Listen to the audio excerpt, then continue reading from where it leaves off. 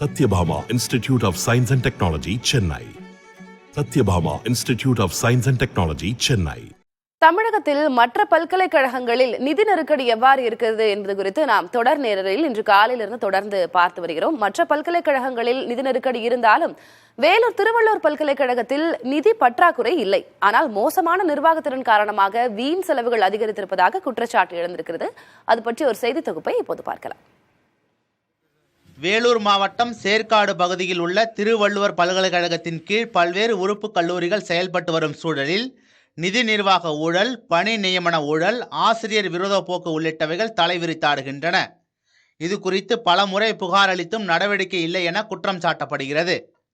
ஊழல் காரணமாக 2021ஆம் ஆண்டு 104 கோடி ரூபாயாக இருந்த இருப்பு தொகை 92 கோடி ரூபாயாக குறைந்துள்ளதாக பல்கலைக்கழக தொழிலாளர் சங்கத்தினர் குறை கூறுகின்றனர். பல்கலைக்கழக நிதி நிர்வாக சீர்கேடு எல்லையற்று போய்கொண்டிருக்கிறது. குறிப்பாக சொல்லப்போனால் இந்த பல்கலைக்கழகத்திற்கு 16 ஆண்டுகளாக நிலையான பதவியில் பதிவாளர் இல்லை.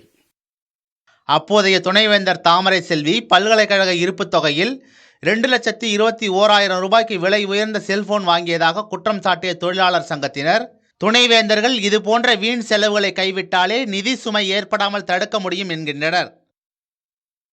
இதற்கு உதாரணமாக சொல்லப்போனால் டாம்பீகமாக ஊதாரிகளாக இந்த பல்கலைக்கழக துணைவேந்தர்கள் செயல்பட்டு வருகிறார்கள்.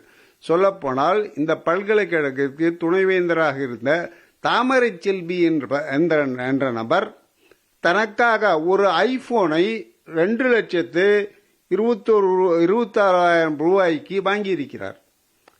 அது பல்கலைக்கழக கணக்கில் எழுதப்பட்டிருக்கிறது. திருவள்ளுவர் பல்கலைக்கழகத்தில் தற்போது எந்த நிதி நெருக்கடியோ பற்றாக்குறையோ இல்லை. வருவாயும் தற்போது நன்றாக உள்ளது என்கிறார் தற்போதைய துணைவேந்தர் ஆறுமுகம். இருப்பினும் வீண் செலவுகளை குறைத்து முறையான நிர்வாகத்தை மேற்கொள்ளும் பட்சத்தில் மாநிலத்தில் உள்ள மற்ற பல்கலைக்கழகங்கள் போல் சிக்கலில் சிக்காமல் திருவள்ளுவர் பல்கலைக்கழகம் தப்பிக்கலாம். புதிய தலைமுறைக்காக வேலூர் செய்தியாளர் குமரவேல்.